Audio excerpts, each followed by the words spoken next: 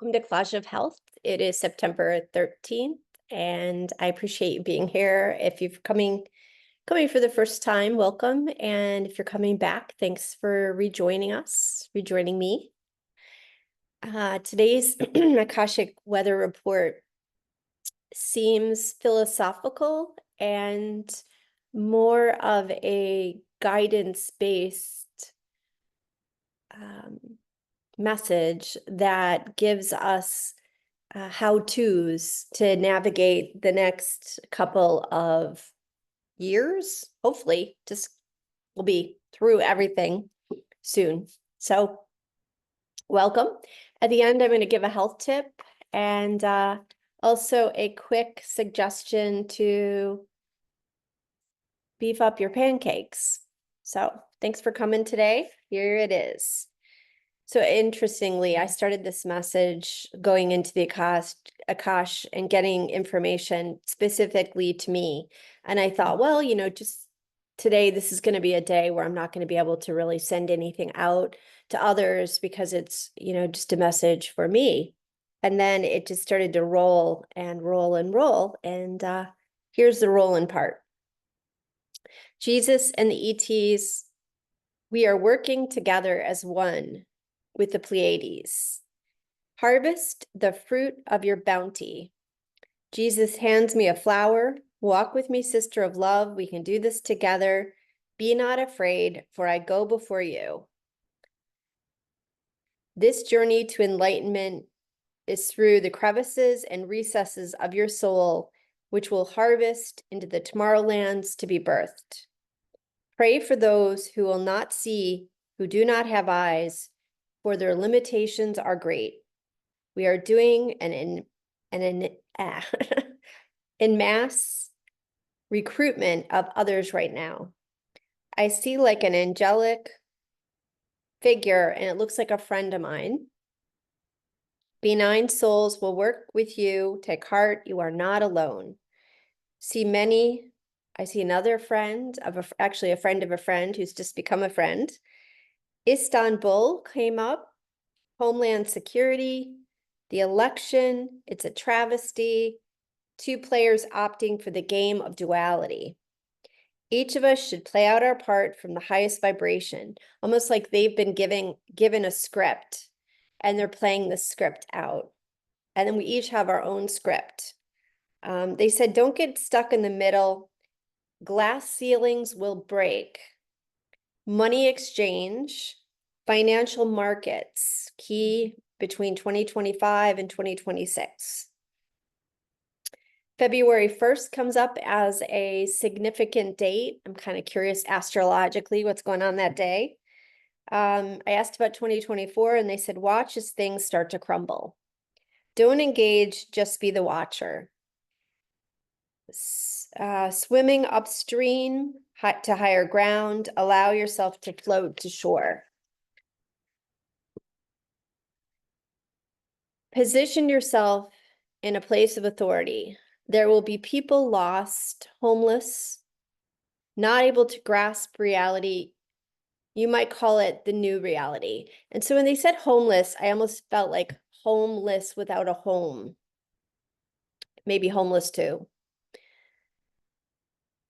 Stay in alignment to truths that are universal, not man-made. Godly truths of love and righteousness, rightness. Jesus needs our help. He cannot do it without witnesses to these truths, a reflection of universal covetedness. I'm sure that's very cryptid, that needs to be uncrypted. Friendships will be found in strange places. Destiny has its place in all of this. History has prepared each of us for this culmination of the final days. And then be a witness holding up swords of truth and love. I see a golden pond. And I think of Lissa Royal Holt, who wrote a book. I want to say it was like Golden Lake. Really good book. Recommend it. Put it in the notes. I am on Earth. I see my future self walking through wastelands to this greener pasture. Everything will change from gray to green. And I see the date 2026. And again, as I mentioned, I think in previous videos, dates have no significance for the other worldly realms, just for us. So I don't know if these dates are accurate. These numbers are coming through, so I'm just putting them out here. Harden not your heart to the other. No one is to blame. Predestined, we are all predestined to this climax. Different players, same story. So I think of like the karma, where I did this to you, and then you did this to me, and then the next life, we just keep going back and forth, and we're just caught in this samskara of misery. Each person has their own script, but they can play to a varying degree of vibration, either high or low. This is where free will comes in. How are you going to play your cards that you've been dealt? And then I saw Peter, like St. Peter, let me build this church upon this rock. I see flying saucers, spaceships moving at incredibly fast speeds. It's like a flat frisbee. Looks totally the way you envision these spaceships to look, or we've been told they look. And actually, that's exactly how they came through. Could be just like an archetype that I'm holding or whatever. Aerodynamic. Then I saw CIA. Bob Woodard. I don't know. Maybe he gave this message. Maybe I didn't know where he fell in the paradigm. But then the message came up, very little you believe in is true in your world. Very little that you believe in is the reality. They said, read the sacred texts. So many answers and stories, parables will tell you the riddles you need to solve. Jesus has a bird on his wrist. So that's probably a story right there that could be uncovered. I'm sure biblical scholars out there whoever's out there will be able to help me with that, or I can just Google it. Then Kumbaya, My Lord came up, that song. So I want to look at that song again. Okay, so this is where they got into like the how-to. So like, what do we do? Like, things are going to change. Things are coming from the inside. Things are coming on the outside. We're in tandem, alchemizing in and out and in, right? Depending on how we're doing it. So they said, get your life in order for the coming days. What should stay? What should go? Clean out the clutter. And this is the literal clutter and the proverbial clutter of, jobs that are not in alignment with who you are, friendships, places you're living, people you're associating with, clubs you belong to, anything that isn't in alignment with your truths, let it go. A spiritual practice, they said, is a compass that can be utilized. Clean up your diet. Do not put junk into your body, as it affects your mind and your vibrational frequency in which we can communicate with you effectively. Pay attention to your children. They are keenly aware of these shifts and changes which might come out in them as stomach aches and headaches, somatic complaints, nightmares, fears, nervousness. They have greater sensitivity to the beyond than you do. Animals, too, will give you keys to notice. They'll need more TLC. And I think animals this is something that I've been thinking of recently, like animals in like a tsunami, like elephants have reacted in a certain way to what's coming. And in Asheville, the bears, there's like an overabundant bear population here. And it was seen as kind of a cute thing in some ways. People unfortunately feed the bears, and they take pictures and don't recognize that it's wildlife and it should really be respected and left alone and not engaged with. And now the bears are kind of turning. So there's been instances where some bears are breaking into houses and just acting not naturally. And I almost wonder if it's just they're reflecting back to us what's happening within our environment that we're not acknowledging. Join a spiritual community if you need to, a place of communion. Be more patient with others who will be acting out what they refuse to acknowledge. Do not stay in situations or with people and activities that are in misalignment with your integrity. They kind of already said that. Ground into nature, find levity, laughter, and joy. This is predestined. You cannot have a beginning without an ending. With Earth, be more conscious of Gaia, Mother Earth. Take care not to waste. See all things as one. Flashing lights. And then I see Denver.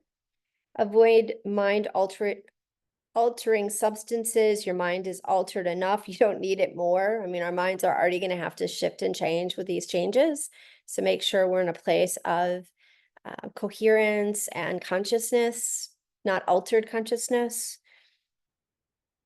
Then I saw like a meeting of dark forces under the Denver airport in tunnels, but it seemed like it wasn't right under the airport. It was like south, maybe south tunnels.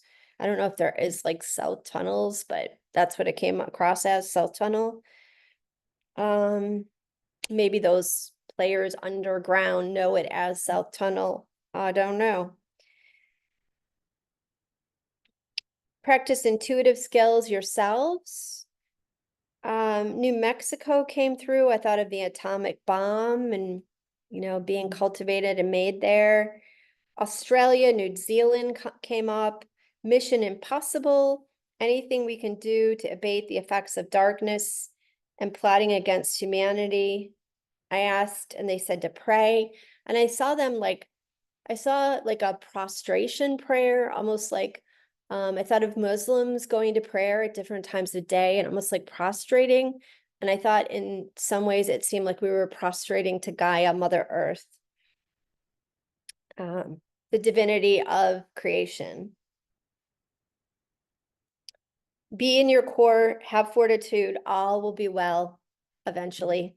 So thanks for listening to the Akashic Record. If you want to jump off now and you're not interested in the health tip and the little spruced up recipe, thanks for coming. The health tip basically is an Ayurvedic one, which is to cook your food, eat your food cooked.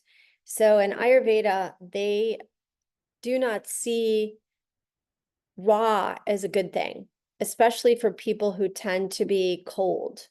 And that would be people who, like me, tend to be in the Akash, who have like ether and air as their main prakruti, main constitution, or pitta, which I definitely have some pitta. Pitta people, they do probably a little better with raw, like summer, noontime, high fire time of the sun. They could maybe tolerate a little bit of raw, and then Kapha people tend to be cool, clammy cool, and they need their fire going. They need the Agni, that is the fire within the cells, within the gut, to be fired up. And when you're eating something cold drinks, ice drinks as a big no-no, or cold food, then you're dousing the Agni, you're dousing the digestion. So you're slowing down your metabolism. So that's the tip of the day. The recipe is just really simple. It's taking something like pancake mix, and this is a pretty healthy one. In Ayurveda, they would say make your own pancake mix, don't buy a mix. But if you did end up buying this, as I did, you can spruce it up with flax. So you take your flax seeds, you put it in a coffee grinder, you grind them up like a tablespoon. You can just add it right to the mix that you poured out. I poured like a third of a cup of the pancake mix, and a heaping tablespoon of flax. And then I put that coconut milk that I gave the recipe for yesterday in this floury substance of bob mills and flax. And then I added a lot of spices like cinnamon and cardamom, and what else did I add? I added a little bit of nutmeg, and you can add just a pinch of salt, but I don't think you really need it because I think this has salt in it. Yes, it does. And I mixed it up and poured it on my griddle, and then I used ghee to cover it with. And they say to well oil your food is a good thing. You don't want to eat something too dry, especially as we're going into the fall, which is Vata season, the season of change, where we're getting colder and our minds are a little bit more flaky and flighty, so to speak. So putting some ghee will help to ground you. This is Banyan Botanicals ghee, but I know, geez, yeah, I know a lot of companies make well harvest, sustainably, responsibly sourced ghee, where they're not abusing the cows to get it. And then what I did was I just added a little drizzle of honey. This is my friend Veronica's honey that she gave me from her well-tended beehives, and she is very conscientious. So she doesn't take all the honey. So thank you, Veronica. I put a little bit of that on here. And that's it for today. I will hopefully see you tomorrow. If not, have a great weekend. Subscribe if you get a chance, and comments are always appreciated, and sharing. Thank you.